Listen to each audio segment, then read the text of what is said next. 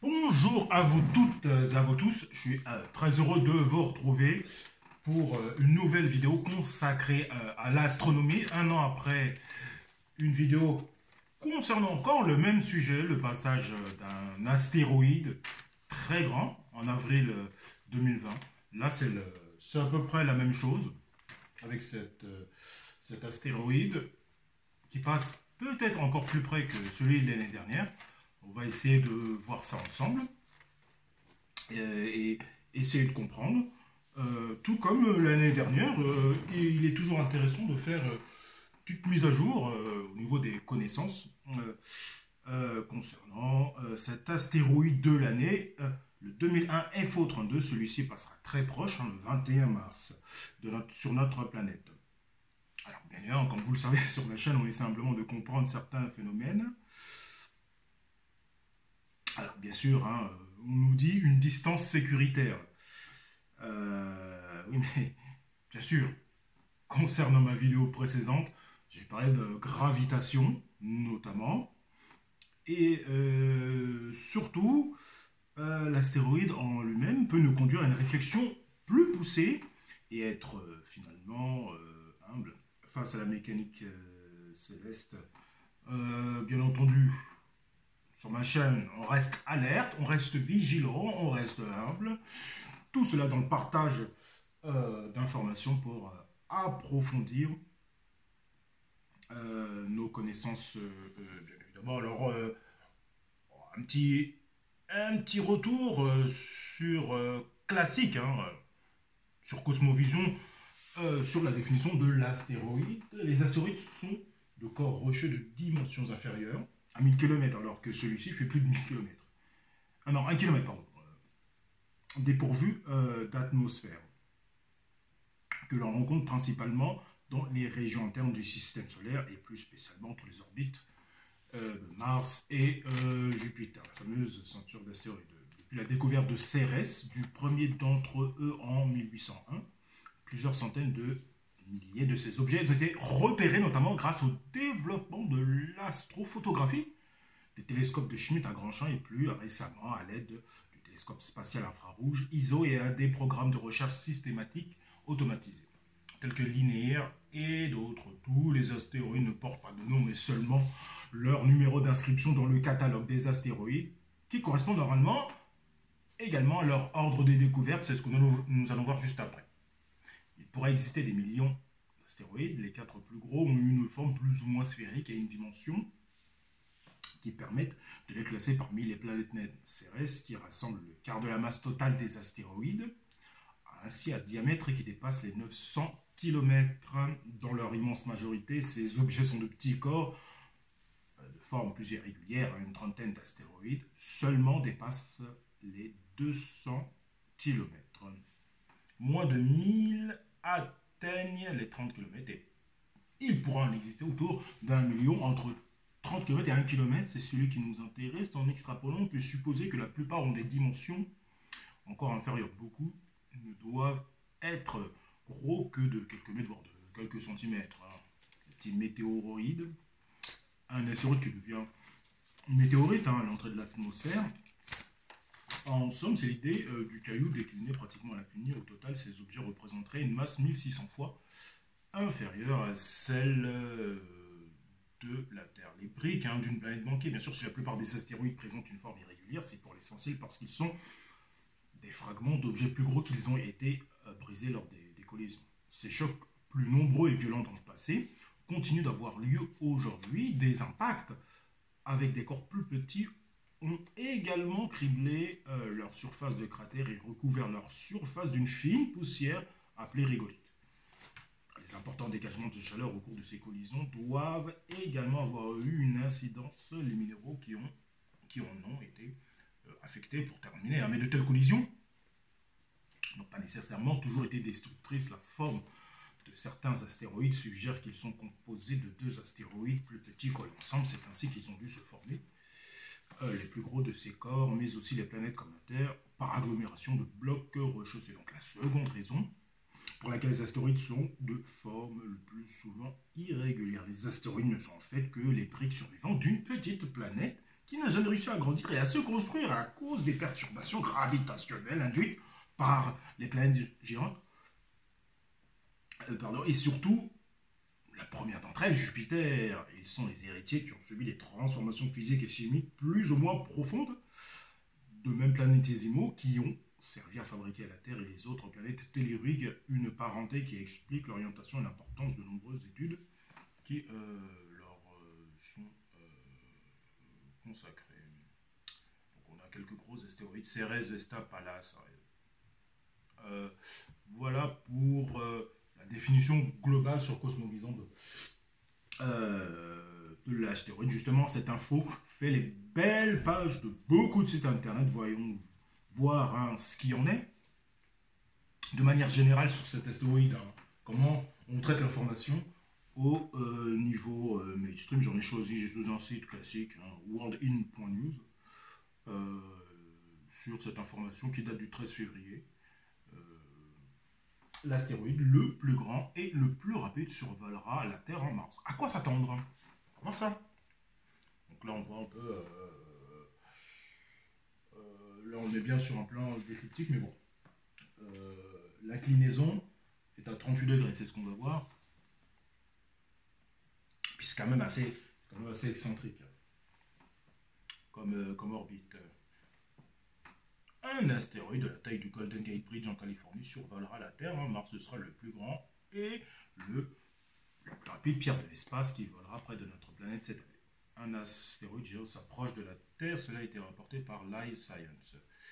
Alors, ça embête un peu, ça. Je sais pas si ça va super. Ça embête aussi, bon, c'est pas grave. Officiellement, l'astéroïde est nommé 231-937 2001 FO32, à un diamètre de 0,8 à 1,7 km. Il atteindra 2 millions de kilomètres et atteindra 2 millions de kilomètres de la Terre le 21 mars. C'est assez proche. Selon la NASA, un astéroïde est décrit comme potentiellement dangereux lorsque son orbite croise l'orbite terrestre à une distance ne dépassant pas les 7,5 millions de kilomètres et ce diamètre dépassant les 140 mètres. Alors,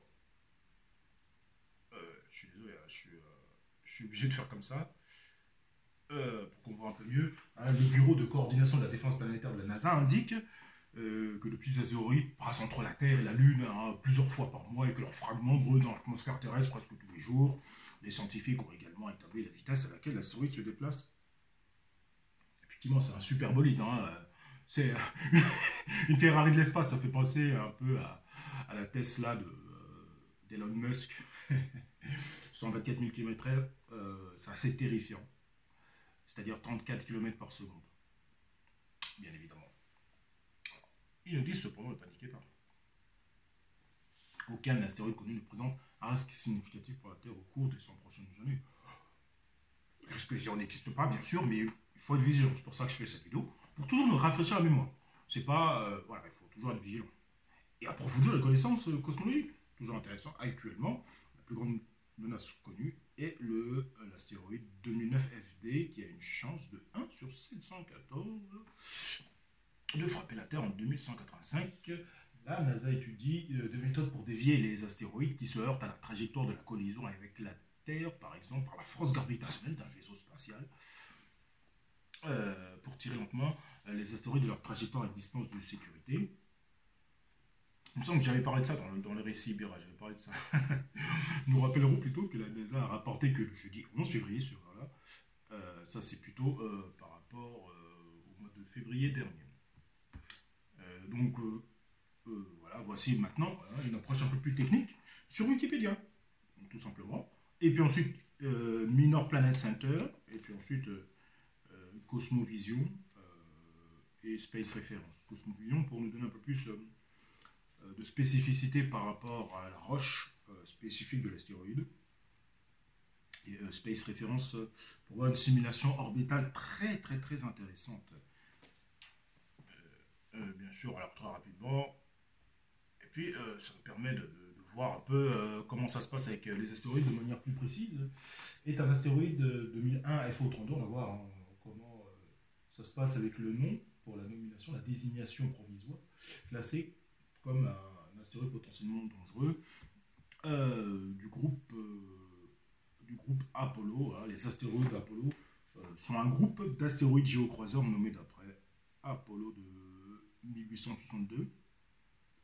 Ce sont des astéroïdes traversant la Terre qui ont un demi-grand axe orbital supérieur à celui de la Terre. Quand même beaucoup de termes, avec un diamètre estimé de 400 à 680 mètres. Il a été découvert par la Lincoln Near Earth Asteroid Research à Soroco, au Nouveau-Mexique, le 23 mars 2001. L'astéroïde passera en toute sécurité par la Terre le 21 mars, à partir d'une distance d'approche de 2 millions de kilomètres, ou 5 fois la distance, qui est à peu près de 380 000, il me semble. Au cours de la veille de l'approche, atteindra un pic de magnitude 11,7, hein, visible à la magnitude apparente. Voilà, la magnitude apparente est une mesure, je ne sais pas si on peut voir, est une mesure de la luminosité d'une étoile ou d'un autre objet astronomique observé depuis la Terre. La magnitude apparente d'un objet dépend de sa luminosité intrinsèque, de sa distance par rapport à la Terre et de toute extinction de lumière de l'objet, causée par les poussières. Intéressant, visible par les observateurs au sol avec des ouvertures de télescopes, etc. C'est le plus grand des astéroïdes. Et les plus rapides à approcher la Terre à moins de 10 distances Terre-Lune. Un arc d'observation de 20 ans, là aussi encore un terme intéressant. En astronomie, l'arc d'observation d'un corps du système solaire est la période entre ses premières et dernières observations utilisée pour tracer le chemin du corps. Il est généralement administré en jours ou en années. Donc là, voilà. Et puis la classification avec plein de choses intéressantes. Alors, rapidement, hein, pour voir un peu... on avait... Alors, le paramètre d'incertitude, ce qui est intéressant, c'est que il est de 2. Sur le Minor Planet Center, c'est assez étrange qu'ils mettent que Wikipédia nous mette 0. Alors que le MBC nous dit 2. C'est quand même assez intriguant. Paramètre d'incertitude, en lui, hein, est un paramètre... nous allons voir juste après, pour quantifier de manière concise l'incertitude d'une solution orbitale perturbée pour une planète mineure. Hein. Le paramètre est une échelle logarithmique de 0 à 9, qui mesure l'incertitude longitudinale.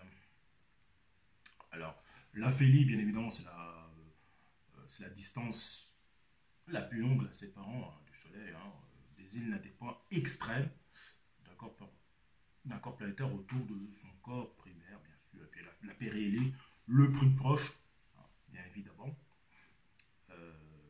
désigne l'un des 2 points extrêmes de l'orbite planétaire autour de son corps primaire. Demi-grand axe, bah, c'est tout simplement, alors on va voir ça, demi-grand axe, le grand axe d'un ellipse, et son diamètre le plus long, un segment de ligne qui traverse le centre des 2 foyers avec des extrémités aux points les plus larges du périmètre, tout simplement. Alors, justement, on a la période orbitale, hein, c'est-à-dire le temps que l'astéroïde met, voilà, pour faire un tour complet, mais 2 ans et à peu près 2 mois et demi, on va dire. Et puis là, on a, il y a quand même plein de termes intéressants quand même. Je vais revenir sur l'excentricité, la désignation provisoire juste après. Là aussi, on a un terme intéressant. En mécanicesse, l'anomalie moyenne est la fraction de la période d'une orbite elliptique qui s'est écoulée depuis que le corps en orbite a passé la périapside, exprimée comme un angle qui peut être utilisé pour calculer la position de ce corps dans le problème classique de corps. Il faut s'y connaître, c'est assez technique. Mouvement moyen est la vitesse angulaire nécessaire à un corps pour terminer une orbite en supposant une vitesse constante dans une orbite circulaire qui se termine en même temps que l'orbite elliptique à vitesse variable du corps réel. Alors, effectivement, comme je disais, l'inclinaison est de 38 degrés par rapport à l'écliptique. Hein. On voit bien l'écliptique du Soleil, hein, classique. Et puis là, on a l'inclinaison qui est de 38 degrés. On est bien d'accord. on a un dessin basique d'un astéroïde pour bien montrer que c'est bien de 38 degrés. Nous allons voir juste après euh, la simulation orbitale vraiment. Et qu'est-ce que ça donne au niveau de l'espace, les 38 degrés. On mesure l'inclinaison de l'orbite d'un objet autour d'un corps céleste. Il est exprimé comme l'angle entre un plan de référence, le plan orbital ou l'axe de direction de l'objet en orbite. Effectivement, longitude de nœud ascendant est l'un des éléments orbitaux spécifiques utilisés pour spécifier l'orbite d'un objet dans l'espace. Il s'agit de l'angle entre une direction des références spécifiées appelée origine de longitude et la direction du nœud ascendant. Longitude du nœud ascendant qu'on voit ici par rapport à la direction de référence. C'est un calcul intéressant. Et, alors bien évidemment, temps périlé, c'est-à-dire là on est le 19 mars, et le temps qu'il arrive au plus proche du Soleil, eh bien ce sera le 2 mai 2021. Argument du périhélie, on va voir ça. L'argument de la périastre, symbolisé par W, est l'un des éléments orbitaux d'un corps en orbite. Paramétriquement, est l'angle entre le nœud ascendant du corps et sa périapside, mesuré dans la direction du mouvement. Prenez l'argument du périapsis. Faut être bon en géométrie quand même, parce que... Ah, alors là, il y a quelque chose qu'on a déjà vu ensemble, l'anagramme de Modi, et j'en avais parlé, la distance minimale d'intersection d'une orbite, est une mesure utilisée en astronomie pour évaluer les approches rapprochées potentielles et les risques de collision entre les objets astronomiques. Elle est définie comme la distance entre les points les plus proches. Alors, distance minimale d'intersection d'une orbite, 561 000 km. Alors, on est à 0,00, effectivement, et on va s'apercevoir qu'effectivement, l'astéroïde, il y aura intersection, possiblement, parce que Minor Planet Center nous parle d'une distance de 0,00 entre les orbites. Donc, il y aura quand même une distance minimale d'intersection. Après Mercure et Vénus, voilà, c'est assez plus haut quand même. Et puis pour terminer, on avait déjà vu, là on a le diamètre moyen, donc comme je disais, entre 800 mètres et 1600 mètres. Type spectral est attribué aux astéroïdes en fonction de leur spectre d'émission, de leur couleur et parfois de leurs albédos. On pense que ces types correspondent à la composition de la surface d'un astéroïde. Donc là, on a un type spectral SR.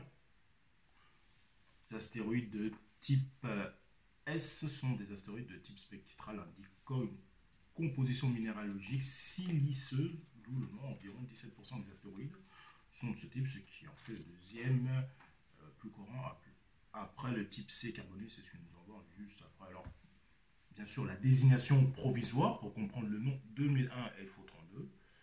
Alors, on va essayer de mieux voir. Alors, bien évidemment, 2001, c'est le premier élément qui indique l'année de la découverte. Ça, jusqu'ici, ça va aller. La lettre F que nous voyons ici, la première lettre qui indique le demi-mois de la découverte de l'objet au cours de l'année. Donc ça a été découvert le 23 mars 2001, donc F. Et là, ça va devenir un peu plus compliqué.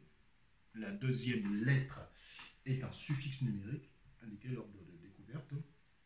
Donc, ce demi-mois,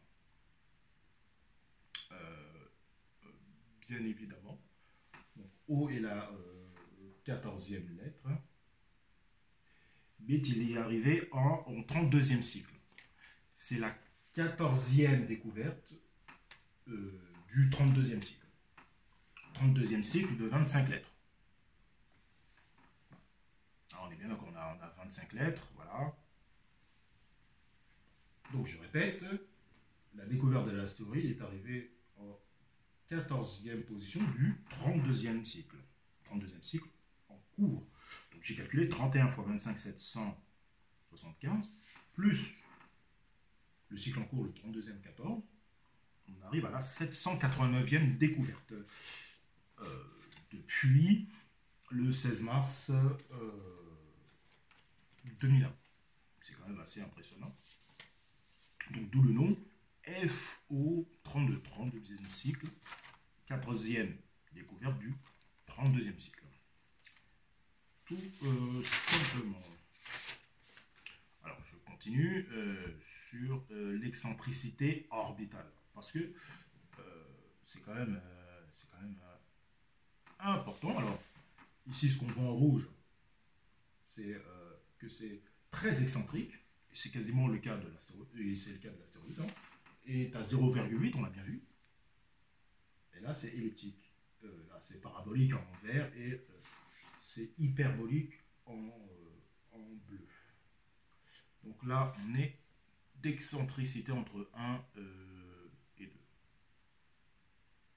Parabolique 1 et elliptique entre 0 et 1. Donc là, on voit bien. Et 0,8, voilà, c'est l'astéroïde, c'est notre astéroïde qui est très très très elliptique. Puis 0, c'est quasiment comme la Terre, très rond, on va dire.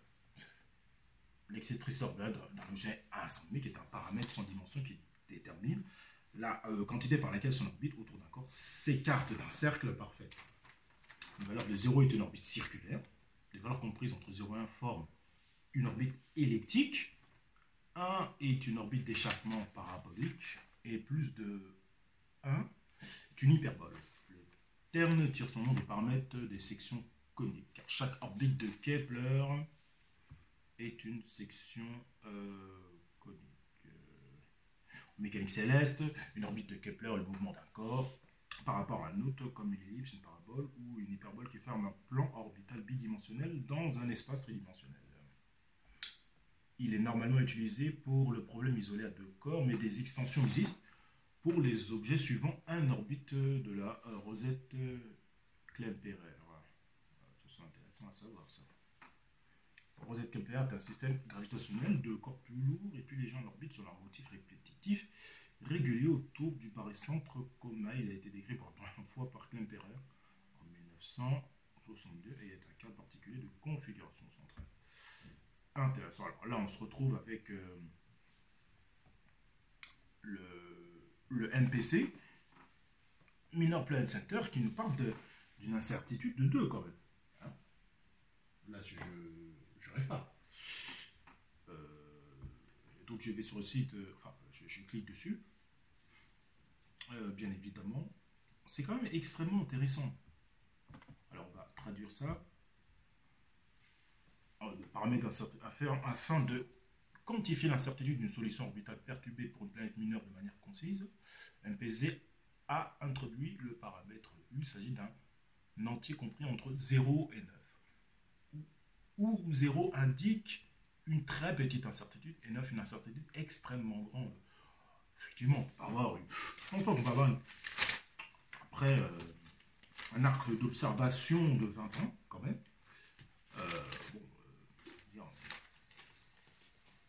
On peut se dire que bon, ça peut être compliqué. 2, je pense que c'est plus correct. Alors, effectivement, là, on est dans des considérations peut-être un peu plus techniques, avec des secondes d'arc, etc. Oui, alors oui, c'est quand même extrêmement intéressant à voir. Alors, l'incertitude de 2 est à 19,6 d'arc de seconde. Après, il faut s'imaginer, mais bon, c'est pas non plus extraordinaire. Donc, c'est un peu plus technique quand même. Bon, là, je passe, mais en tout cas, c'était pour dire que le paramètre d'incertitude est de 2. Et pas de 0, comme le disent Wikipédia. Et puis, justement, le type spectral S sur Cosmovision pour terminer. Avant de passer à Space Reference. Type spectral S, environ 30% des astéroïdes entrent dans cette catégorie et sont relativement brillants, albédo de 0,10 à 0,22. Ce sont des corps rocheux riches en silicates qui rappellent ceux que l'on a découverts dans les roches lunaires. Ils présentent une phase de nickel et de fer mélangés avec des silicates de fer et de magnésium. On les soupçonne d'être des assemblages des minéraux les plus primitifs du système solaire. Ils seraient ainsi de tous les astéroïdes ceux qui auraient le moins évolué depuis leur formation.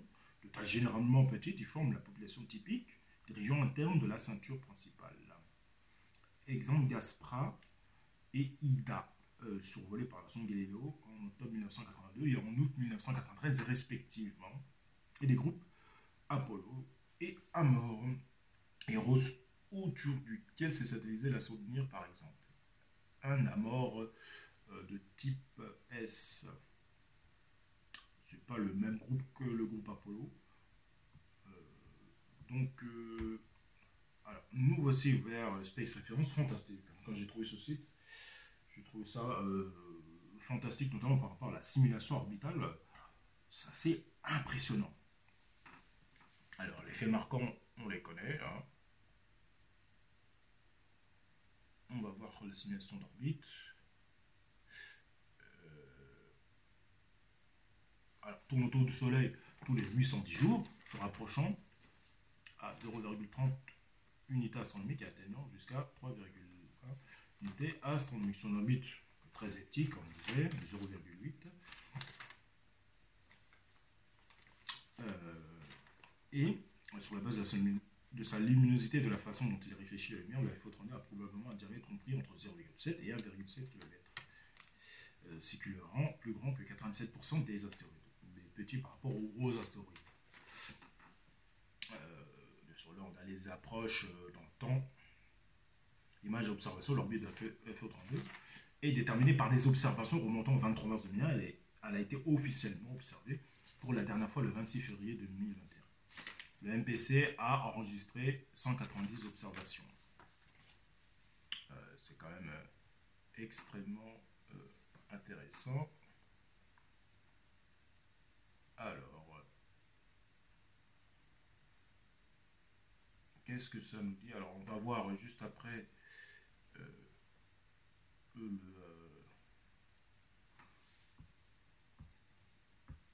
tout de suite la simulation orbitale qui est vraiment extrêmement intéressante. Voilà à peu près ce que ça donne. Voilà ce que donne le 2001 FO32 au niveau. Voilà ce que ça donne par rapport au système solaire. Je trouve ça vraiment intéressant. Donc là, on est le 21 mars, 22 mars, le temps avance.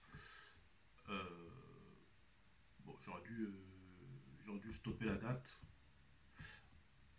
On va remettre la date d'aujourd'hui. Hop, on va remettre la date du 2021 mars et 19, ok. Voilà. Et puis on va ralentir tout ça pour voir où est-ce que ça en est.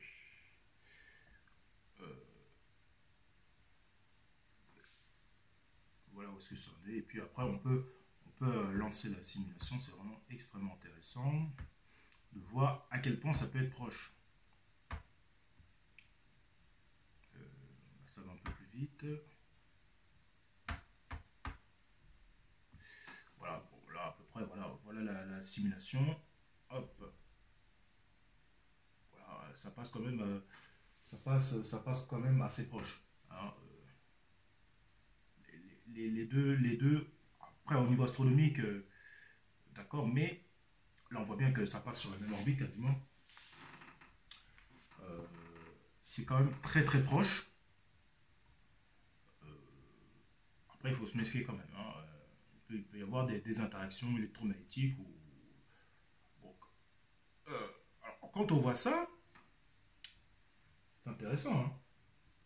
Que ce ne soit pas sur le même plan de l'écliptique quand même.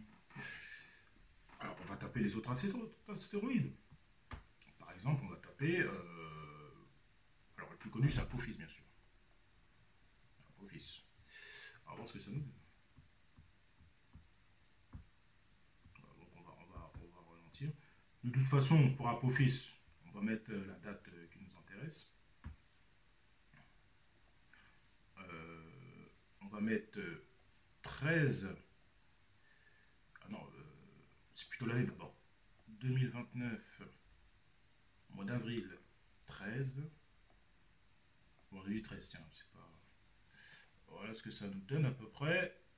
Là, on a bien Apophis qui est quasiment sur le plan de l'écliptique. Hein.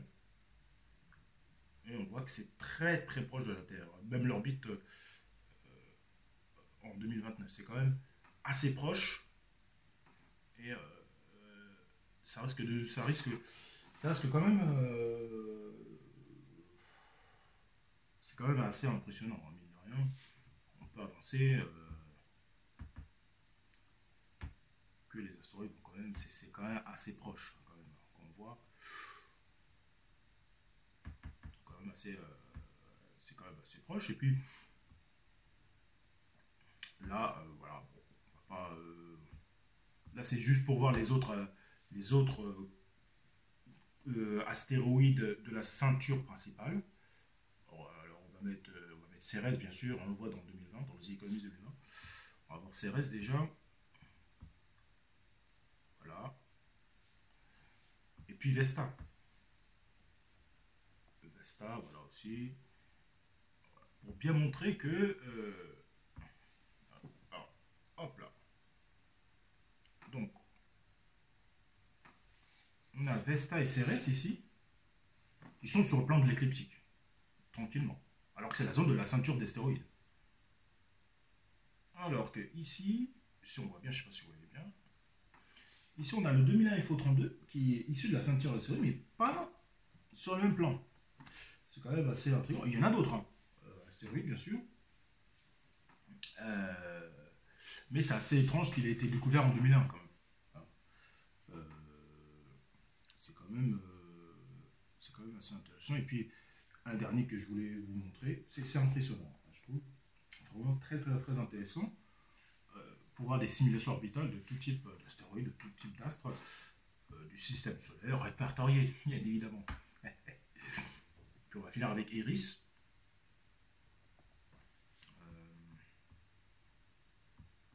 Voilà. Là, pour le coup, c'est assez étrange parce que là, c'est hors neptunien, c'est un objet transneptunien qui est complètement. Ça n'a rien à voir, hein, très clairement. Donc, on peut se dire, d'accord, on a le Soleil au centre qui ramène l'ensemble, d'accord, très bien. Mais je pense que Eris tourne autour de quelque chose d'autre. Il y a quelque chose d'autre par rapport. J'ai l'impression. Ça peut tourner autour de la Terre, mais bon, quand même. Et surtout, je reviens à 2001 FO32. Encore une fois, ça a été découvert en 2001. Et moi, j'ai une petite réflexion par rapport à ça. Et puis, bien sûr, avec un nouveau format de vidéo, bien évidemment. Il y a mon tableau juste là. Et puis, on va un peu essayer de redessiner tout ça, mais bon, tout en étant humble. Et je vous dis à tout de suite parce que, bien évidemment, par rapport à la gravitation, etc., on va essayer de comprendre le phénomène et puis approfondir nos connaissances, tout simplement. On se revoit juste après. Tout de suite.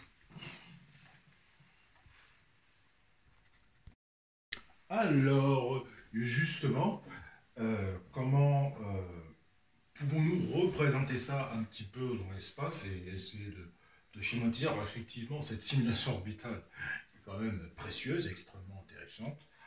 Alors justement, comment on peut se représenter ça euh, sur tableau, ce qui peut vraiment être intéressant au niveau de la compréhension, au niveau du didactisme. Et c'est quand même assez important pour voir dans un premier temps les schémas orbitaux, et puis juste après les phénomènes de gravitation qui peuvent être extrêmement intéressants et didactiques. Donc évidemment, n'hésitez pas pour vos commentaires et vos informations complémentaires, parce que bon, ça peut être intéressant, voir tout. Voilà à peu près ce que ça peut donner. Hop, comme, comme solution orbitale de l'astéroïde. Alors on n'est pas forcément droit. Après, effectivement, on a une incertitude orbitale, bien sûr, mais bon, on va faire comme c'est droit. Sur là, bon, bien évidemment, là c'est l'orbite très elliptique de l'astéroïde, et puis là nous avons celui de la Terre, un peu de manière courbée quand même. Et puis, alors voilà, on va schématiser un petit le Soleil, mais bon, en réalité, bien évidemment, c'est beaucoup plus haut. Bien évidemment.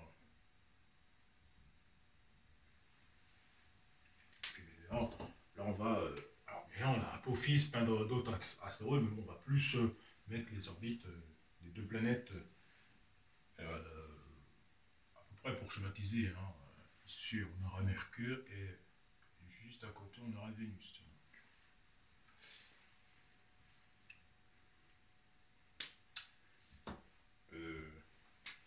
Ici, on va mettre orbite de Vénus. Ici, on va mettre orbite de Mercure.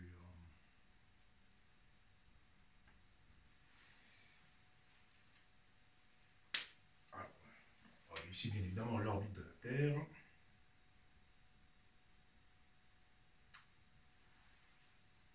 Et puis ici, l'orbite de l'astéroïde 2001. Maintenant qu'on connaît le nom, on est bien content. Hein.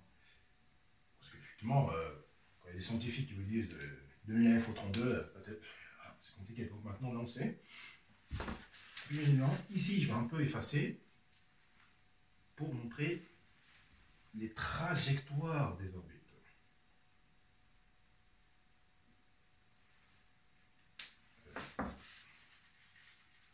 Je vais plus le faire. On va plutôt faire comme ça. Voilà. Et puis ici, on sera plus par là quand même.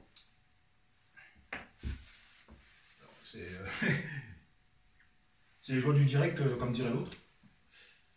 C'est plutôt le contraire. Et puis là aussi, justement, il redescend hein, en bas de la ceinture d'astéroïdes et il remonte comme ça.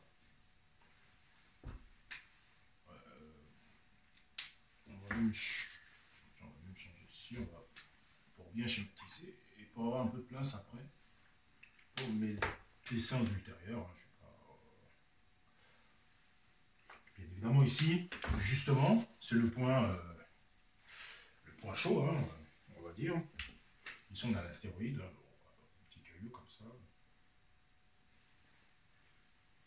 Et puis ici on a quand même une distance quand même de 0,0 unité astronomique. 0 unité astronomique. C'est quand même assez impressionnant. Je sais pas si je vois à peu près ce que je veux dire, mais voilà, puis l'astéroïde fait son parcours. Puis, normalement la Terre elle est vraiment très très proche. Hein. Mais voilà. Moi je voudrais schématiser quand même la Terre d'une manière un peu plus précise pour voir comment ça se passe, comment elle avance. Et avec tous les mouvements, les phénomènes magnétiques que nous avons juste après. Alors, à l'avance, au préalable, je fais un peu de place pour la Terre et pour tous les schémas de gravitation que nous allons voir juste après, parce que c'est une théorie, hein, bien sûr, de manière humble, pour comprendre que c'est quand même une distance quand même assez juste. Mercure. Et puis, effectivement, justement, j'en parlais par rapport au système solaire, l'orbite du Soleil, c'est autour de l'étoile Alcyone, qui tourne autour tous les 26 000 ans. Et puis sur des millions d'années autour de la galaxie. Je reviens juste après, bien évidemment. On a quand même quelques liens à consulter concernant la gravitation pour essayer de comprendre tous ces phénomènes d'attirance, parce que là, on a quand même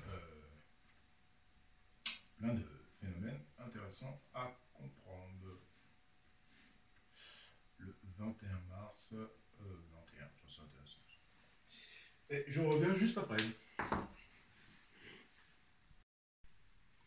Me revoilà. Alors, sur encore Space référence avant de passer à la gravitation, mais j'avais justement cet argumentaire que je voulais développer.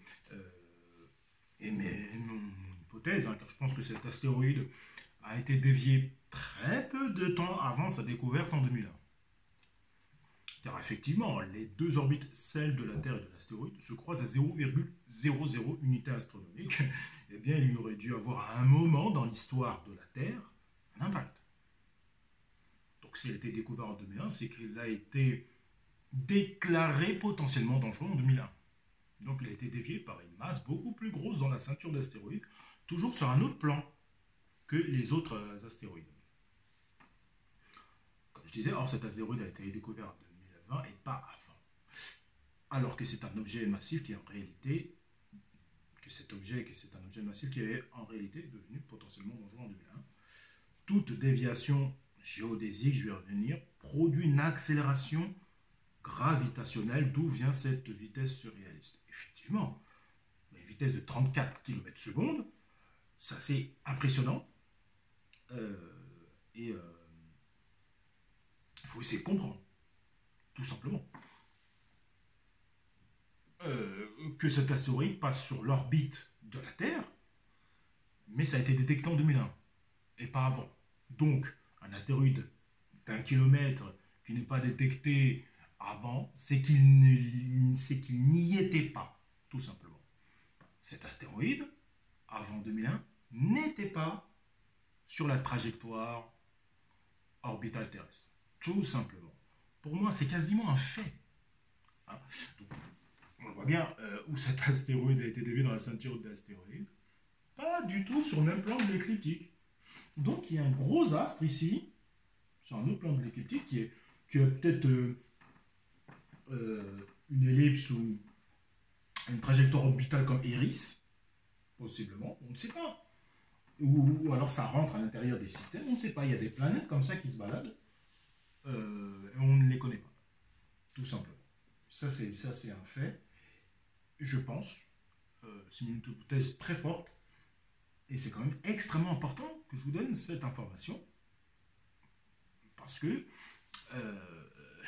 ça n'a pas été dit. On ne se dit pas du jour au lendemain, ah bah tiens, il y a un astéroïde d'1 kilomètre qui passe sur l'orbite terrestre, on ne savait pas. Non, très clairement.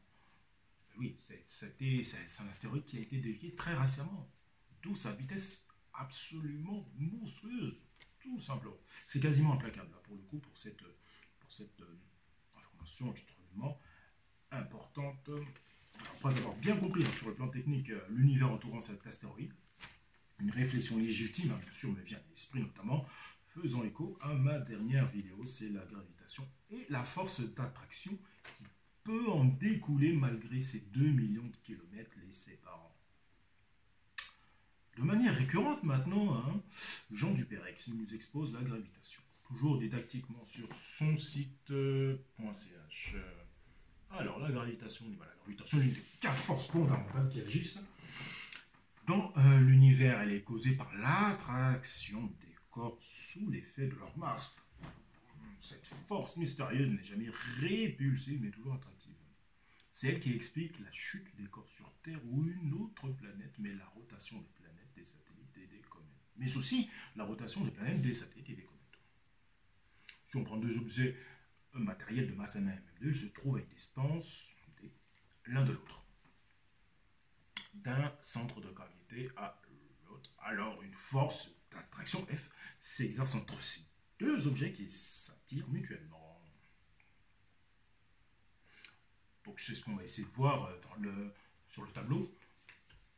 que ça peut s'attirer. Cette force est proportionnelle au produit de la masse des objets à l'inverse de leur distance au carré, loi de gravitation universelle. Alors c'est un peu plus compliqué au niveau mathématique. Hein. Deux corps de masse attirent mutuellement avec une force F égale à force constante de gravitation, hein, est égale à la force de gravitation en G newton, la masse des deux corps en kilogrammes, divisé par la distance séparant le centre de gravité des deux corps. Intéressant. Remarque, la force F n'est jamais répulsive, comme cela peut être le cas avec la force électrique. Elle a une portée infinie, mais elle diminue rapidement avec la distance étant vers 0, mais n'est jamais nulle. Intéressant. On voit bien aussi avec l'héliosphère, bien sûr. C'est quand même assez intéressant. L'avion s'y rend, mais risque rien tant qu'il reste hors de portée des projectiles. Ceux-ci reçoivent une certaine énergie au départ de leur masse. Au départ, et leur masse est soumise à l'attraction terrestre. Ceci détermine leur trajectoire. C'est quand même extrêmement important. Une fois qu'on a compris ça, c'est intéressant par rapport à ce métier. Loi de Kepler, les planètes décrivent des ellipses dont le Soleil occupe un foyer. Le rayon vecteur planète-Soleil balaie des aires proportionnées au temps mis pour les balayer. Le carré de la durée de révolution est proportionnel au cube du grand axe de l'orbite. L'accélération de la pesanteur, hein, bien sûr, on voit les planètes, 9,778 mètres par seconde au carré. Muscles et gravitation, c'est un paragraphe important. La gravité est omniprésente, hein, sur la Terre. Elle détermine notre posture, notre équilibre et la plupart de nos mouvements. Environ 60% de nos muscles s'opposent à la gravité. Leur commande nécessite qu'à chaque instant, le cerveau connaisse la position du corps par rapport à la gravité. Notre système nerveux analyse sans cesse les informations sensorielles, internes et externes. Il reçoit des informations de l'ouïe, de la vue et du toucher, mais aussi les capteurs sensoriels dans les muscles et les articulations, ainsi que dans l'oreille interne. Tous ces capteurs nous renseignent sur la position de notre centre de gravité et des positions relatives des parties de notre corps. C'est intéressant. Un astronaute, hein, qui visite la Lune avec une musculature entraînée à travailler sur la Terre est très peu pesé puisque son poids est 6 fois moins. Sur Jupiter, par contre, son poids a plus que doublé, proportionnel à l'attraction de cette grosse planète sur les masses. L'astronaute a une masse de 60 kg. La balance indique un poids de 60 kg sur la Terre. Sur la Lune, il pèsera 10 kg et sur Jupiter, 140 kg. Un astronaute qui est un certain temps loin de l'attraction terrestre, en état d'apesanteur, voit ses muscles fondre. Il doit faire de la gymnastique dans son vaisseau spatial en vue de son retour sur Terre, sinon il risque d'être incapable de supporter son propre poids et de tomber sur le sol. Donc voilà, ça c'est intéressant aussi. La force centrifuge, bien sûr, et puis la trajectoire et la force de gravitation que je vais schématiser aussi. C'est pareil pour la Lune. Hein. Force de gravitation, trajectoire, force centrifuge. Alors je continue le raisonnement avec l'attraction de la Terre sur Villemin-Gérard Free pour faire l'attraction de la Terre. C'est quand même important par rapport à mon raisonnement. La Terre, comme tout objet ayant une masse, exerce une force d'attraction sur les autres objets. C'est le cas des objets de la surface de la Terre qui se trouvent plaqués au sol. Effectivement, comme irrésistiblement attirés par cette énorme boule de matière qu'est la Terre.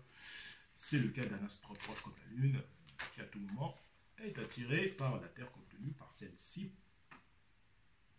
Par une grande corde, on dit que la Terre possède un champ gravitationnel, car cette force d'attraction s'exerce en tout point autour de la Terre et à toute altitude. Gravitation, du verbe gravité qui veut dire tour, évoluer dans le voisinage. Poids en altitude. Le poids d'un objet dépend de sa masse et de la force avec laquelle il est attiré vers le centre de la Terre. Cette force varie en raison inverse du carré de la distance. 2 fois plus loin, la force est 4 fois plus faible. 3 fois plus loin, c'est 9 fois plus faible, etc. Au loin, la force devient si faible, par exemple, qu'elle est sans effet. Par exemple, l'effet de la gravitation, c'est pour ça que c'est juste, disparaît quand même 900 000 km, 2,5 fois la distance. Donc on est à 1 100 000. L'astéroïde est à 1 100 000 de l'attraction terrestre. On n'est pas si loin. Et oui, c'est ce que je disais. L'attraction de Newton, loi de la gravitation, Newton 1684, l'attraction gravitationnelle entre les corps est proportionnelle, est directement proportionnelle au produit des masses des deux corps et inversement proportionnelle car la distance les sépare. On l'a déjà vu. Note, lorsque l'objet est une sphère homogène dont la masse est répartie uniformément, la distance est mesurée à partir du centre de la sphère. Là, c'est à peu près voilà, un objet A qui pèse 1 kg à la surface de la Terre pèse de moins en moins avec l'altitude. Bien sûr. Puis après, il y a aussi un autre exercice. L'influence de l'attraction terrestre va jusqu'à 900 000 km quand même. Il y a aussi sa structure magnétique que l'on appelle magnétosphère. J'avais parlé de l'héliosphère, là je parle de la magnétosphère. Bien écrit hein, sur encyclopédie environnement.org avec ce dessin extrêmement intéressant que je vais essayer de reproduire humblement. Avec l'onde de choc, évidemment, parce que c'est à vitesse folle. Donc, avec la vitesse de la Terre, quasiment de la même que l'astéroïde. Hein. On a 30 km par seconde pour la Terre. Donc, avec le frottement du plasma, et donc il y a la couche de plasma, ça va tellement vite, bien sûr. Donc, le vent solaire, bien sûr, le vent solaire. Puis, bien évidemment, la Terre a une structure magnétique pour bien se protéger, pour bien avancer dans l'espace tranquillement, pour bien se protéger. Et voilà, on a des anomalies magnétiques, hein, vous le savez, sur la Terre, donc il y a quand même des perturbations. Alors, on a bien vu certaines vidéos sur YouTube aussi, de Ben Garneau aussi notamment. Voilà, donc il y a peut-être des soucis au niveau du magnétisme. Il y a à voir ça, et puis bien évidemment, il ne faut pas oublier que la queue magnétique s'étend à 500 000 km. Et oui. Donc d'un côté, on a 900 000 km de champ gravitationnel, et dans l'autre côté, on a quand même 500 000 km jusqu'à 500 000 km de queue magnétique, comme ça. Donc c'est quand même très très juste à la distance, c'est très très très juste. Alors, en plus, avec une incertitude orbitale de 2 quand même. Avec certes un arc 19,6, un arc 19,6 secondes, oui d'abord. C'est pas non plus extraordinaire, mais il faut quand même former le collectif. Et gagner en connaissance. Magnétosphère, ce nom signifie nullement que cette région possède la forme d'une sphère, mais simplement qu'elle est sous le contrôle du champ magnétique de la Terre, lequel disparaît totalement dans l'espace interplanétaire. La figure 1 montre une coupe de la magnétosphère terrestre. La Terre est le petit point blanc au milieu, le vent solaire arrive de gauche. Les lignes en bleu foncé sont les lignes de champ magnétique. La ligne bleue claire est la magnétopause. La ligne rouge représente l'onde de choc sur laquelle nous reviendrons plus loin. La magnétosphère est un objet dynamique qui semble ne jamais atteindre un état d'équilibre. Elle est soumise aux variations continuelles de la poussée du vent solaire de son magnétisme. Et bon, on ne sait pas le magnétisme puisque l'astéroïde arrive avec le Soleil, etc. Et puis, ça passe quasiment sur la même ligne orbitale, mais la planète Terre, elle est proche de cet astéroïde. Elle est proche. Ça passe souvent, hein, chaque fois, hein, c'est comme Apophis, ça passe à chaque fois orbitale, mais la Terre est ailleurs, hein, dans l'orbite. Mais là, c'est quand même très très proche. Hein. Elle est soumise aux relations contractuelles de la poussée du vent solaire et de son magnétisme, ainsi qu'à une série de processus internes qui la déstabilisent en provoquant des reconfigurations brutales et quasi quotidiennes. La magnétosphère terrestre est l'objet de 2 types d'approches. La première vise la description de la magnétosphère, objet atteint par les scientifiques, et la compréhension des mécanismes physiques qui la régissent. L'autre approche complémentaire a pour objet d'en prévoir l'activité afin de prévenir les opérateurs économiques des fluctuations qu'elle induit sur notre environnement électromagnétique. Le présent article se concentre sur la première approche. La limite interne de la magnétosphère au plus près de la Terre est constituée de l'ionosphère, qui est la couche atmosphérique de la haute altitude à partir de 60 km, dans laquelle, mêlés au gaz neutre, apparaissent des atomes ionisés, c'est-à-dire plasma. Contrairement aux atomes d'un l'atmosphère neutre. Ces atomes chargés électriquement font de l'ionosphère un bon conducteur électrique dans la partie basse de l'ionosphère. Aux altitudes inférieures à 400 km, les gaz neutres et le plasma sont encore relativement denses, en ce sens que les collisions entre les particules qui la constituent, atomes, molécules, ions, électrons, sont fréquentes. Les collisions engendrent des échanges d'impulsions et d'énergie entre particules et cela favorise l'établissement rapide d'un équilibre thermodynamique local partout dans l'ionosphère. Avec les grandeurs thermodynamiques de base, densité, vitesse, température, pression, avec des grandeurs électriques comme la densité de charge de courant, on peut en décrire toute la physique dans la magnétosphère. Pour terminer, la densité est significativement plus faible et le plasma d'origine solaire est nettement plus énergétique. Ce cocktail a une propriété qui en fait la spécificité des collisions entre particules et sont extrêmement rares. Une particule doit parcourir typiquement une centaine de milliers de kilomètres avant d'entrer en collision avec une autre.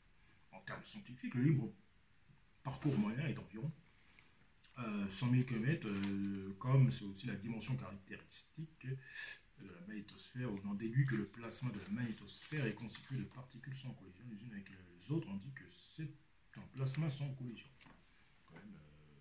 C'est quand même assez intéressant.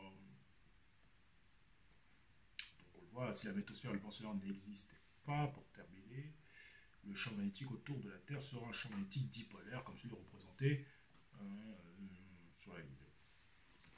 sur la figure 2 par ces lignes de champ. Il s'étendra à l'infini dans l'espace en perdant son intensité au fur et à mesure de l'éloignement à cause du vent solaire. Les lignes de champ magnétique ont l'allure présentée sur la figure 1. Cette représentation montre plusieurs choses. La magnétosphère a une forme très allongée. Elle s'étend à 60 000 km du côté du Soleil, mais à des centaines de milliers de kilomètres, côté opposé, côté comme je disais, 500 000 km. Par rapport, ensuite, on distingue avec topographie les lignes de champ. Plusieurs régions dont les sondes spatiales ont révélé des propriétés du stack. Alors, il y a quand même plein de choses. La région la plus externe est une onde de choc à travers laquelle le vent solaire passe d'une vitesse subsonique à une vitesse supersonique et une vitesse subsonique. Derrière l'onde de choc est la magnétogène, une région de plasma très turbulent et bruyant, car parcouru par une grande variété d'ondes électromagnétiques de très basse fréquence. Cependant, ce n'est pas un bruit audible pour une oreille humaine, puis vient la limite proprement dite de la magnétosphère, la magnétopause. Dans la magnétogène, c'est encore la matière issue du vent solaire qui s'écoule et le champ magnétique est d'origine solaire. Derrière la magnétopause, on rencontre un plasma en partie d'origine solaire, en partie d'origine terrestre, avec des caractéristiques bien différentes. Seule une faible partie du vent solaire parvient à entrer dans la magnétosphère à travers la magnétopause. En moyenne, la densité de matière dans la magnétosphère est plus faible que dans le vent solaire. Comme une sorte de bulle avec une forme compliquée, le champ magnétique de la magnétosphère est d'origine terrestre. Suivant les lignes de champ magnétique, au moins dans une direction, on finit toujours par atteindre l'ionosphère terrestre, la région la plus complexe de la magnétosphère, et du côté nu. Il y a les deux lobes montrés, lobe nord et lobe sud. Voilà, en gros, par rapport alors, bien sûr, j'ai bien fait l'écrire, n'oublions pas que les points de cheveux de matière noire les racines de cheveux de matière noire de la Terre, on l'a bien vu, commencent à 1 million de kilomètres, pour s'étendre jusqu'à 3 millions de kilomètres. Donc les cheveux de matière noire peuvent toucher l'astéroïde. Après, effectivement, on n'est pas dans une logique de matière. Mais bon, il faut quand même être vigilant. Est-ce qu'il y aura... je pense pas, mais bon. C'est une information intéressante à corréler. Eh oui. Ce qui est intéressant et qui confirme la théorie très réaliste sur la déviation récente de cet astéroïde, c'est la notion de géodésie. La géodésie, rapidement, en géographie, un repère sur Wikipédia, est une façon de repérer un lieu proche de la surface terrestre. Par exemple, la latitude et la longitude, c'est un repère en 3 dimensions. Un planisphère n'en a que 2, dans un repère euclidien. Si on assimile la Terre à une sphère, les géodésiques sont des arcs de cercle, nommés aussi arcs de grand cercle ou orthodromie. Ce n'est qu'une approximation de la réalité, la forme de la Terre étant proche de celle d'un ellipsoïde de révolution. Ah, ça m'intéresse de savoir ellipsoïde. En mathématiques et plus précisément en géométrie euclidienne, un ellipsoïde est une surface en second degré de l'espace euclidien en 3 dimensions. Il fait donc partie des quadriques avec pour caractéristique principale de ne pas posséder de point à l'infini. Intéressant. Alors pour terminer, en physique ensuite, le schéma qui est extrêmement intéressant. En physique, la géodésique, un peu plus gros, hop, la géodésique est une généralisation de cette application terrestre. Au lieu d'avoir un obstacle matériel à contourner, il s'agit par exemple d'un champ de force modifiant la trajectoire. Donc l'astéroïde a subi un champ de force qui a modifié sa trajectoire et qui nous l'a propulsé vers notre orbite en 2001. Pardon. C'est implacable. Pour moi, c'est implacable. Je suis désolé, je ne peux pas dire, sur des milliards d'années, 2001 FO32 est passé comme ça sur l'orbite de la Terre. Non, non, non. Il s'est passé quelque chose en 2000, 2001, un peu avant, hein, par rapport au demi-grand axe, peut-être 2000, en l'an 2000 ou 2000, fin 99, il s'est passé quelque chose. Cet astéroïde a été dévié vers notre orbite, on ne sait pas pourquoi. Alors, on ne sait pas pourquoi, voilà. Il faut avoir raison, regardez, peut-être qu'ils savent, ils ont peut-être l'info. Donc c'est quand même assez important. Il ne faut pas oublier les chiffres aussi, ils nous donnent aussi des fois des messages, hein, par rapport à ça. Les sondes voyageurs ont par exemple suivi un itinéraire spatial courbé comme l'image ci-contre à chaque passage à proximité d'une planète, leur trajet qui pourrait être comparé à une forme de spirale et cependant le chemin le plus rapide. Oui, voilà, tout ce qui est vortex, etc., tout ça c'est bon pour la santé.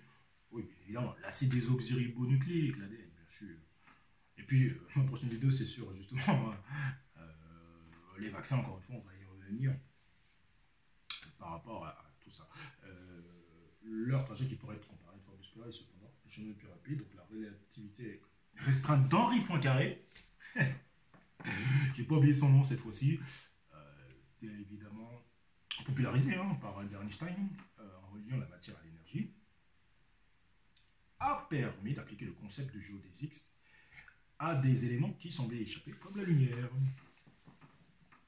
Cela se concrétise, par exemple, en astrophysique par le fait que la présence d'une étoile est une source de lumière et un observateur courbe le trajet optimal que la lumière doit effectuer pour arriver jusqu'à lui. La relativité générale en reliant le temps à un espace courbe a permis de lier la notion d'orbite et celle de la géodésie. Oui. Donc il y a bien l'orbite d'une grosse planète en dessous de la ceinture d'astéroïdes qui a modifié la trajectoire du 2001 FO32. Et je le répète, l'orbite de la Terre autour du Soleil est donc son chemin logique dans l'espace-temps à cause de la combinaison de son élan interprété comme un effet centrifuge et de la courbure de l'espace-temps à proximité d'une étoile interprété comme l'effet centripède. Alors, voilà, super. Voilà le schéma extrêmement intéressant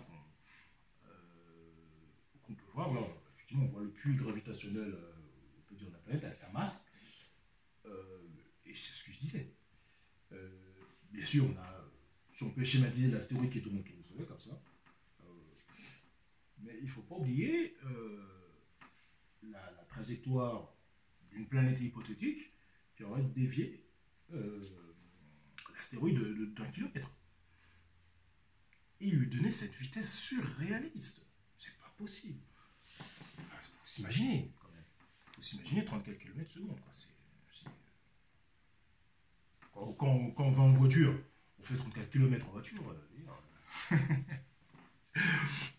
Et là, on est en seconde avec ce bolide. C'est 2 km, de 2 millions de kilomètres. C'est quand même très juste. C'est quand même très représentation en 3 types de géodésique. La première en noir correspond à un corps initialement au repos et qui tombe directement vers l'axe du champ de gravitation. La seconde en noir également. Le circulaire correspond à un corps en orbite, comme une planète qui tourne autour du Soleil par exemple. La dernière, enfin en rouge, correspond à un corps venant de loin et dont la trajectoire est déviée par la présence d'un champ de gravité. C'est le cas de la lumière d'une étoile passant en proximité à cause de l'effet de l'antigravitationnel aussi.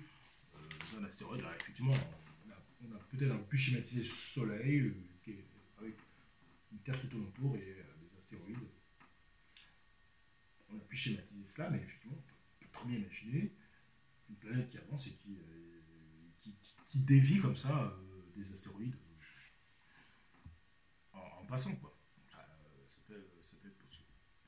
Mais il faut dire aussi que cet astéroïde, quand même, était rapide même avant. Mais elle a subi une accélération gravitationnelle. Et ça, c'est quand même important. Bien évidemment, hein, je me suis intéressé au magnétisme des astéroïdes, notamment pour comprendre l'ensemble des événements. Ce n'est pas si évident.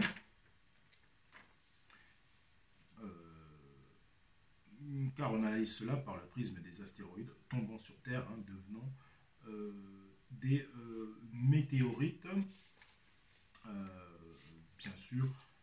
Et ensuite, je vais, pour terminer la vidéo, on va quand même aller au tableau pour schématiser tout ça, de manière extrêmement intéressante. Alors, l'astéroïde, le champ magnétique des astéroïdes nous est connu par l'aimantation rémanente des météorites. Le paléomagnétisme désigne le champ magnétique terrestre passé. Donc c'est des météorites, c'est-à-dire des astéroïdes qui sont tombés sur Terre, qui sont devenus des météorites. Donc c'est par rapport à ça qu'on parle le champ magnétique des astéroïdes, oui, parce qu'on a 900 000 km pour la Terre, et là, un astéroïde qui fait 1 km de type silice, la masse on ne la connaît pas, donc effectivement, hein, savoir la masse et son aimantation, ça va être compliqué. Mais non, c'est pas possible. Hein. Et par extension, la discipline scientifique qui étudie ses propriétés, sa chronologie, on désigne parfois l'étude du champ magnétique de la préhistoire récente et de la période historique par le nom d'archéomagnétisme.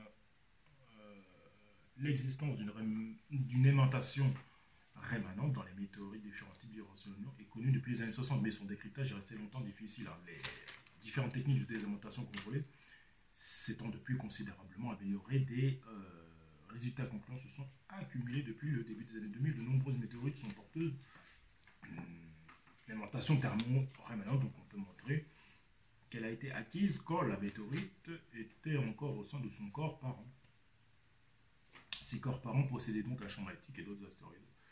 Sans doute aussi, alors, pour terminer rapidement, majoritairement constitué d'un métal ferromagnétique. C'est pour ça que c'est un type S. Et c'est pour ça aussi que ça peut être inquiétant. Parce qu'elle a un fort potentiel magnétique, cet astéroïde.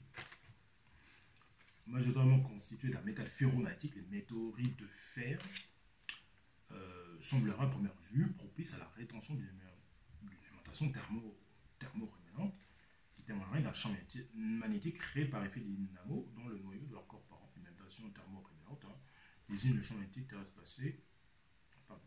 Par extension, la discipline scientifique étudie cette propriété et sa chronologie. Donc pour terminer, alors je vais faire retour par rapport au ferromagnétisme dans un premier temps. On va passer au paramagnétisme.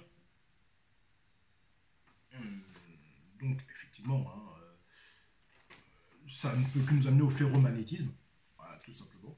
Le mécanisme fondamental pour lequel certains matériaux, fer, cobalt, nickel, sont attirés par des aimants, ferment des aimants permanents. On distingue en physique différents types de magnétisme. Le ferromagnétisme, qui inclut le ferrimagnétisme, c'est quand même intéressant. Le ferrimagnétisme est une propriété magnétique de certains corps solides. Dans un matériau ferrimagnétique, les moments magnétiques sont antiparallèles, mais d'une amplitude différente. Il en résulte une aimantation spontanée du matériau.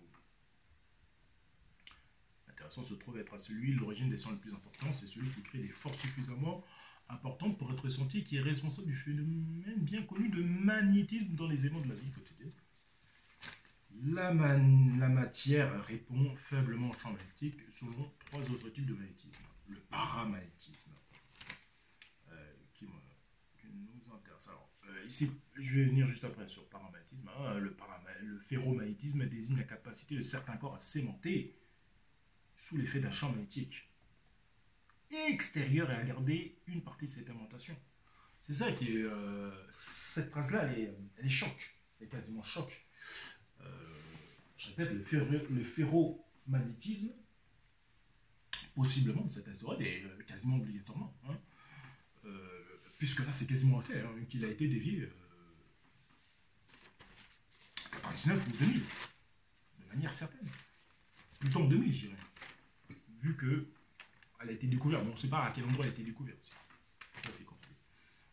Désigne la capacité de certains corps à s'aimanter sous l'effet d'un champ magnétique extérieur, donc de la Terre, et à garder une partie de cette aimantation. Donc, il faut faire attention. C'est pas forcément inquiétant, mais il faut quand même s'informer. Pour terminer, le paramagnétisme désigne leur magnétisme, parce que je soupçonne que ce type d'astéroïde est paramagnétique, le comportement d'un milieu matériel qui ne possède pas d'aimantation spontanée, mais qui, sous l'effet d'un champ magnétique extérieur, acquiert une aimantation orientée dans le même sens que le champ magnétique appliqué. Un matériau paramagnétique possède une susceptibilité magnétique de valeur positive, contrairement au matériau diamagnétique. Effectivement, on peut dire que c'est de la spéculation, puisqu'on n'est pas dans l'astéroïde pour savoir comment il se comporte ferrimagnétiquement. Effectivement, là je peux être d'accord avec vous.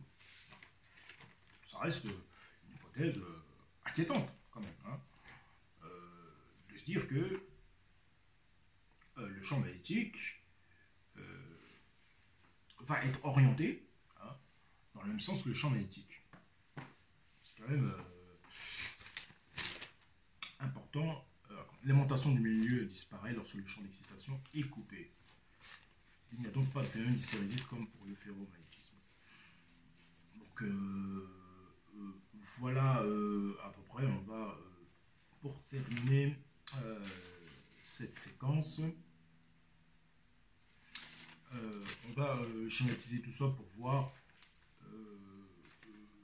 le phénomène et tous ces phénomènes magnétiques pour terminer en beauté cette vidéo. Et puis n'hésitez pas à dire vos retours concernant ce nouveau format très intéressant, très didactique. Et puis on passe d'un endroit à un autre, c'est fantastique. À tout de suite. Alors justement, nous allons essayer pour terminer cette vidéo de manière humble de schématiser ce que j'ai dit précédemment, avec les liens, bien sûr, avec des schémas quand même, finalement en 3 dimensions, quand même plus concrets. Donc, comment on peut se représenter ça de manière didactique. On a quand même plein d'informations que nous avons développées ensemble. C'est très intéressant, notamment par rapport à cette historique, quand même, que j'ai schématisé, voilà, avec la tube taille. Et puis, d'ailleurs, je n'ai pas mentionné ici, on peut dire ça à peu près, bien sûr, la périhélie. C'est quand même intéressant.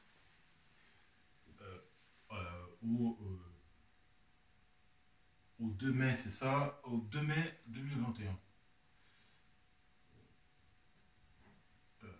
C'est un super bolide. Hein. Je suis désolé, il est au 21 mars, tout le mois d'avril, et dès le début mai, il est ici. Il est au soleil. C'est même plus, c'est une F1 de l'espace, hein, c'est pas possible. C'est incroyable, c'est absolument impressionnant. Quand on voit les distances, donc capacité magnétique assez forte. Alors justement, nous avons vu le champ, la gravitation et le champ de gravité de la Terre qu'on va représenter.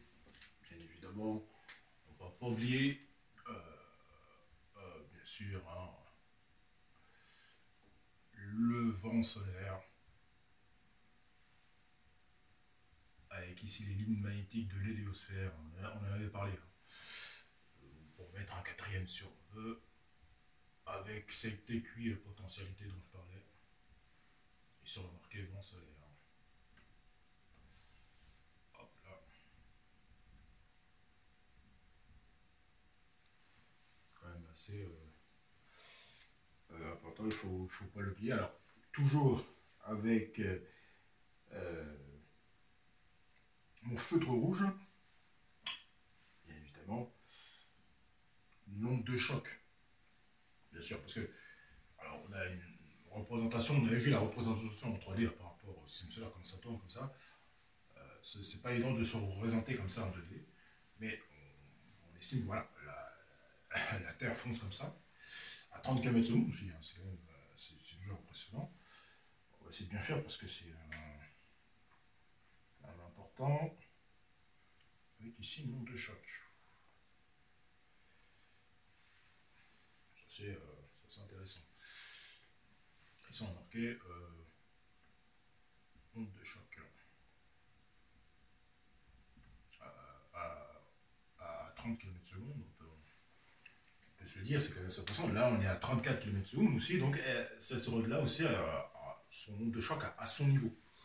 Et là, avec tous les débris, enfin les débris, tout ce que peut engendrer le vent solaire. Voilà, c'est pour imaginer un peu la vitesse. Euh, Sans oublier ici, on peut se représenter hein, le puits gravitationnel, c'est vrai, avec justement l'influence magnétique alors, qui va jusqu'à 900 000 km/h. On va écrire ici hein, influence magnétique.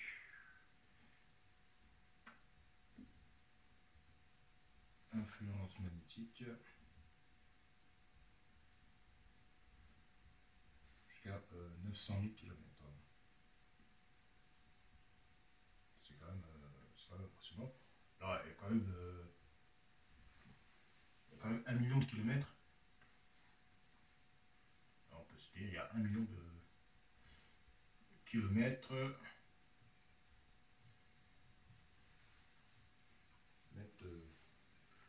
de distance hypothétique de non-effet. Avec un point d'interrogation, parce que l'espace c'est assez intriguant. Parce que je parlais de cheveux de matière noire, bon, ça je ne vais pas le schématiser. C'est quand même assez compliqué.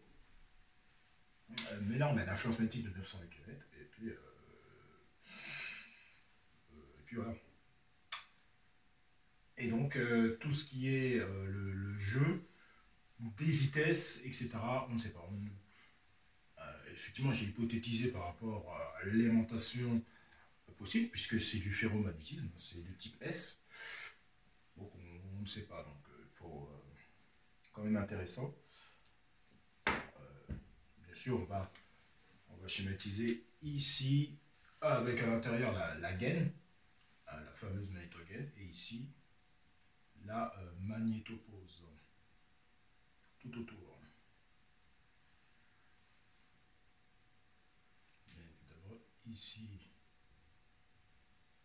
c'est la magnétopause dont j'avais parlé. La magnétopause.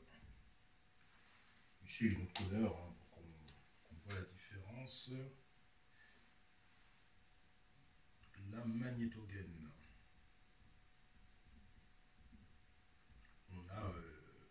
On a quelques entrées quand même. Hein.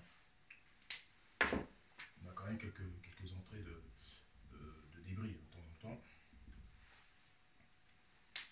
Et puis en bleu, bien évidemment. Bien sûr, là, il va falloir dessiner la Terre, c'est un peu plus compliqué. Alors, je vais juste la déplacer un peu, c'est un peu trop gros. Voilà. Et puis, de toute façon, ça fait un peu en neuf. Hein. C'est vraiment les bons dessins. Voilà. Avec l'Afrique, l'Inde, l'Europe, et puis les Amériques. Bien évidemment, hop, on schématise un peu.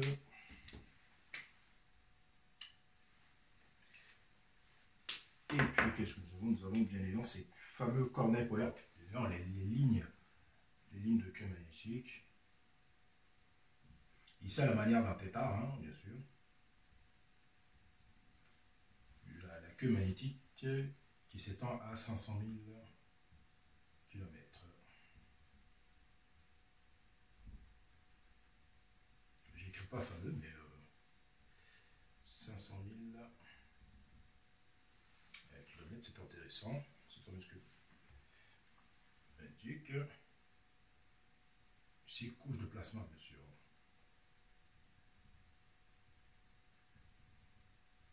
Hop là, couche de plasma. C'est pas très bien écrit quand même. On va essayer de s'appliquer un petit peu. Couche de plasma, voilà. Et la queue magnétique. Et puis bien évidemment, nous avons les cornets polaires nord-sud. Cornets polaires.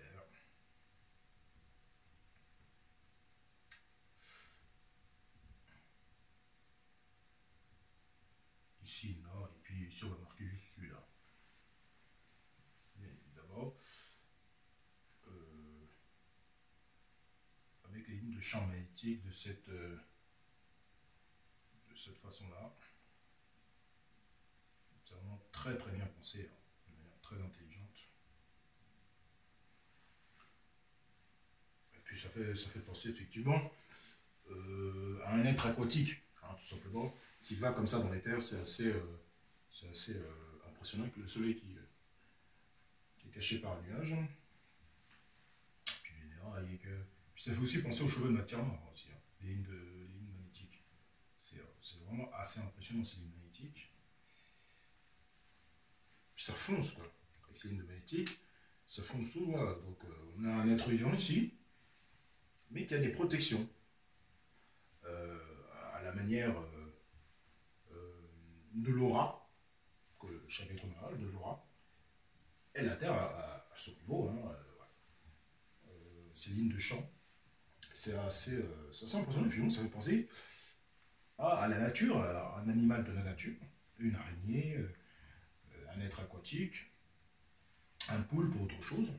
C'est une planète aqueuse, hein, issue de Tiamat, mélangée avec Hécate, Vulcain. Donc ça c'est quasiment implacable, mais bon, c'est quand même assez impressionnant. Et puis, faut pas oublier, hein, ce qui est hypothétique, ici, c'est éclaté, c'est un peu partout. Est-ce que ça va prendre le champ magnétique de la Terre? Il y a une distance de 1 million de kilomètres de non-effet, entre guillemets, je mets, enfin, entre parenthèses, avec une question. On peut se poser la question, et puis ici, on peut marquer aimantation rémanente. Aimantation. Bon. Après, ça, rémanente, c'est sur la Terre, mais l'astéroïde aussi a sa propre aimantation dans l'espace, mais de quelle manière? Est-ce que c'est paramagnétique, ferrimagnétique? On peut mettre en parenthèse paramagnétique, parce que c'est mon hypothèse, mais bon, paramagnétique pour l'interrogation, parce qu'on ne sait pas. Là, ça reste de l'hypothèse par rapport à cet astéroïde. Pardon. Mais on sait que c'est du silice, notamment du ferrosilicium, avec d'autres matériaux ferreux. Mais on ne sait pas sur sa composition exacte, sa masse, sa composition, et puis surtout, le fait qu'elle a été déviée il n'y a pas si longtemps que ça, qu'elle a été réaccélérée. Donc il y a quand même, ils disent ici la zone de sécurité, safe, mais moi je me pose des questions. D'1 million de kilomètres, c'est vrai que c'est assez large quand même, donc quand même une relative distance de sécurité. Mais encore une fois, ça peut perturber les orbites. Ça peut comment dire, perturber un peu le champ magnétique. Je ne parle pas d'impact, mais ça peut perturber. il y aura peut-être des perturbations, possiblement. Les vents solaires, là, ils font comme d'habitude. Mais c'est quand même assez impressionnant. Alors ici, bien évidemment, j'oublie pas le puits gravitationnel. Hein, désolé pour l'écriture, hein, c'était juste pour schématiser. Hein. Puis un puits sans santé, bien sûr, et sans S. Voilà, c'est juste pour schématiser, hein, pour le puits gravitationnel, avec la masse de la Terre. On n'est pas forcément bien calé, mais voilà, c'est pour schématiser la Terre qui va à 30 km/s et cet astéroïde à 34 km/s. Et schématiser dans l'esprit, parce qu'effectivement les dessins c'est intéressant, mais qu'on le fasse nous-mêmes, ensemble, pour le collectif, c'est aussi intéressant de se schématiser comment ça se passe dans le système solaire pour la Terre, et de se le représenter de cette façon-là. Parce que c'est comme ça que ça se passe. C'est invisible, bien évidemment, mais c'est comme ça que ça se passe. C'est quand même assez impressionnant. Donc voilà pour cette vidéo d'un peu plus d'une heure, peut-être un peu plus courte que les 3 précédentes, bien sûr. Alors, la prochaine vidéo, ce sera avec le même format. Je pense que je vais conserver le même format. N'hésitez pas à dire vos retours. Je pense que c'est intéressant. Ça change un peu. Ça fait évoluer ma chaîne aussi. C'est vraiment très intéressant pour le collectif. Mais évidemment, on va revenir sur les vaccins. Il y a eu quand même... là, on sent les scandales arriver. On sent les choses arriver quand même. Faut pas être un génie pour savoir qu'on est au bord de grands scandales, bien sûr. C'est malheureux. Parce que les gens... moi, je fais des vidéos, bien sûr, pour le collectif, et je fais au mieux, mais c'est quand même compliqué. Donc, prochaine vidéo, toujours avec des liens. Les liens, cette fois-ci, toujours les liens officiels, hein, parce que sinon, ma vidéo aura des problèmes, je pense. Donc, avec des liens officiels, essayez d'avoir un raisonnement. Pousse un peu plus loin, passeport vaccinal, test, masque. On va essayer de voir un peu tout ça. Ça va être long, la vidéo va être longue, donc avec ce même format intéressant, didactique. Voilà. N'hésitez pas à vous exprimer à travers les commentaires, vos pouces levés. C'est intéressant aussi. Hein. Après, voilà, c'est peut-être assez confidentiel, l'astronomie, l'astrophysique, mais c'est tout aussi intéressant et agréable. Je vous remercie de m'avoir suivi jusqu'au bout, en tout cas. Vos commentaires, abonnements et vos pouces levés. Et je le répète, c'est toujours bon à répéter ce genre de choses. Moi, je vous dis à la prochaine pour les vaccins. Merci à vous.